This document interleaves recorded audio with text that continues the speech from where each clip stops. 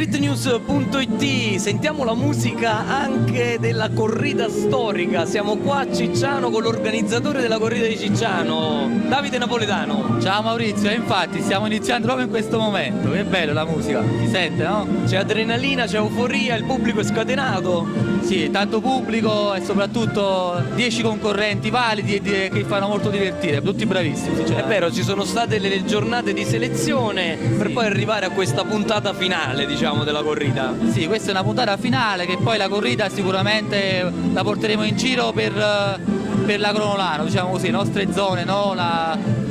Piazzola, Saviano e tanti altri paesi. Eh sì, a seguito anche di questo successo comunque che sta avendo, c'è una bella risposta di pubblico e la gente si diverte ovviamente, perché poi è una formula che è semplice ma allo stesso tempo cattura l'attenzione un po' di tutti gli amici che ci vengono a far visita qua al teatro. Sì, infatti, poi la presenta Antonio Manganiello, comunque grande speaker di Kiss Kiss Napoli. Assolutamente, e stiamo parlando di un professionista, quindi dà un tocco maggiore a questa serata e allo spettacolo. Va bene, allora ci siamo. Davide, ricordiamo anche che tu sei il direttore di streetnews.it, sì. Quindi tutte le interviste verranno poi pubblicate con l'articolo. Sì, basta che ci seguono sulla nostra pagina Facebook streetnews.it, Twitter e Instagram sempre streetnews.it, oppure tranquillamente sul nostro quotidiano online www.streetnews.it.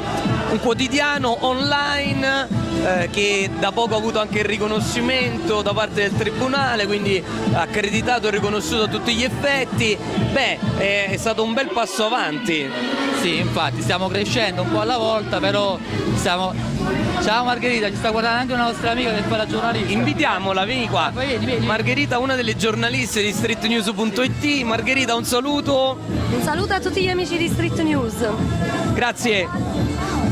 Infatti, ciao a tutti. Streetnews.it, stasera qui alla corrida di Cicciano, dritti alla notizia, dritti alla musica, dritti a quello che può succedere, e chi lo sa, ciao.